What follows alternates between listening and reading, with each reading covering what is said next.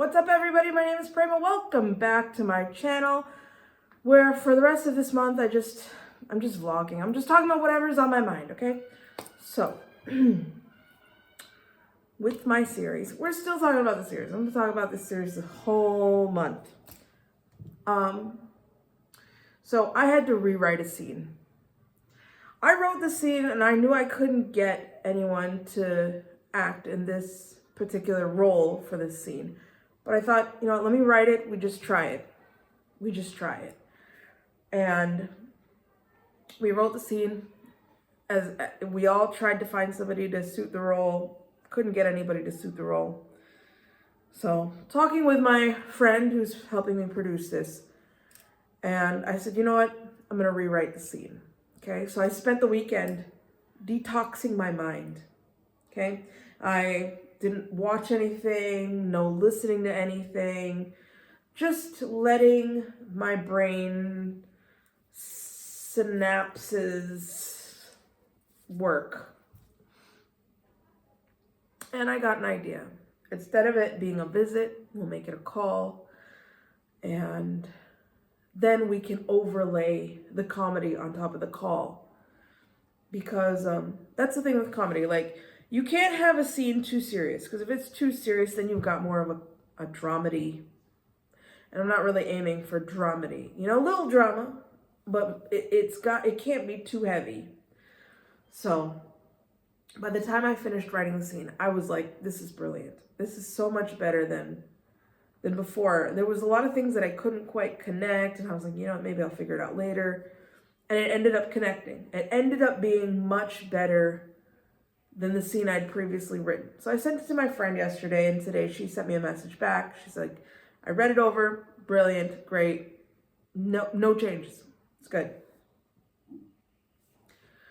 And it got me thinking about the first time I'd written this script 10 years ago compared to now, and how it's changed so much in those 10 years.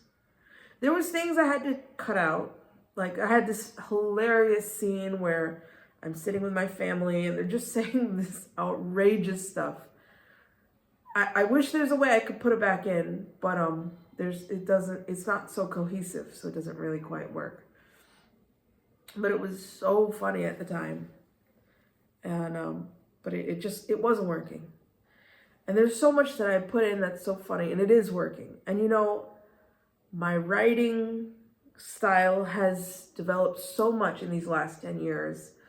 I learned so much about character development, plot development, about writing for a series, that it was so necessary. It was so important that I didn't go with that pilot, and that I instead spent 10 years working on my craft, basically, for it to be what it is today.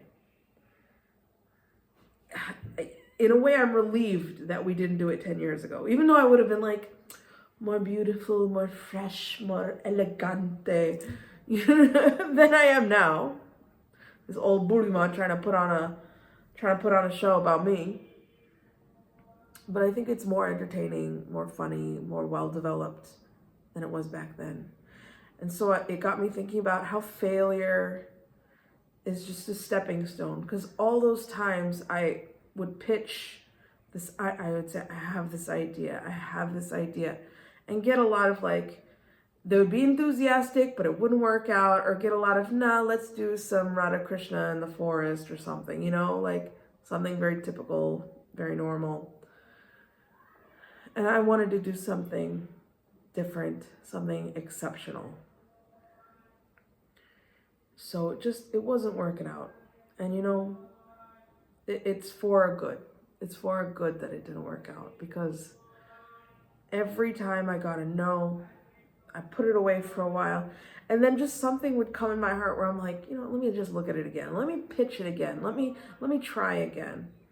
And then it would develop more and more. I'd get more ideas, you know, and flesh things out a little bit better. And I think the cast that we have, the story that we've got, much better than anything we've had in the past. much better. So when you were thinking like, oh, I failed, nobody likes this, nobody cares, this is stupid, it's just a stepping stone. If you really want something and you believe in your heart that this is something that has to, this art, we're talking about art, I'm not talking about bad things, we're talking about art. When you have a feeling in your heart like this, the world has to see this, the art has to be given to the world. It can't be kept inside, you know? That's the nature of art. So when you got that feeling and you're like, it's just not working, keep working on your craft, developing your skill, whether you're a painter, or whether you're a writer or an actor or whatever it is. Find a way to keep working on it, because I guarantee Krishna is involved in this somehow. And he's like, I want you to do it, but you're not there yet. I want you on this, but you're not there yet. You haven't developed it yet. It's not, the right people haven't come into this yet. So it feels so, and trust me, y'all, if you've been following these videos, you know that just last week I was saying, am I not supposed to do it? Krishna, give me a sign. Why do you never say anything? You know, and then suddenly it was just like boom, boom, boom, boom, boom, sign, sign, sign, sign. So, and like I said yesterday, you gotta look for the yeses. Find the ways to get through. You may get you're in a sea of no's. Grab onto the yes. So that's my thought on failure. Failure is just a stepping stone. The person, I don't know if it's a guy, a girl, whoever that wrote, that did Squid Games. I almost called it Squidward Games. Oh my God. Squid Game, which was super popular on Netflix recently, like within the last couple of years, right? Everybody was raving about Squid Games a couple of years back. It took that person 10 years of pitching before Netflix picked it up and was like, yeah, this is a great idea, let's do it. 10 years. 10 years of not giving up, of selling whatever you have to make ends meet with your family. 10 years of working on things, gathering ideas, talking to everybody you know about it until you're blue in the face and they're sick of hearing from you and they purposely avoid you when they see you, or they kind of do that when they see you talking about it. 10 years of that. And it became so widely popular. A lot of people said, I was just reading up on it a little bit. They said when he was pitching it all these years, it was the reason they wouldn't take his pitch was because it was implausible. Something like this was too grotesque. It was so unrealistic. Then COVID happened.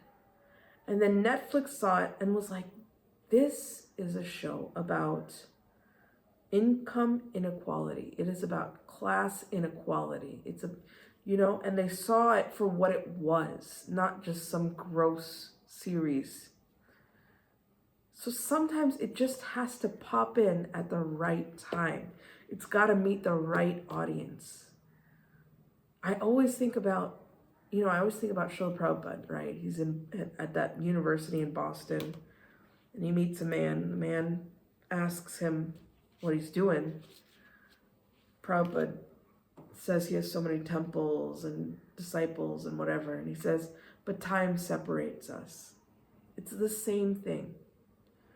You have an idea, you have a desire, you have a purpose, but somehow you keep meeting the brick wall.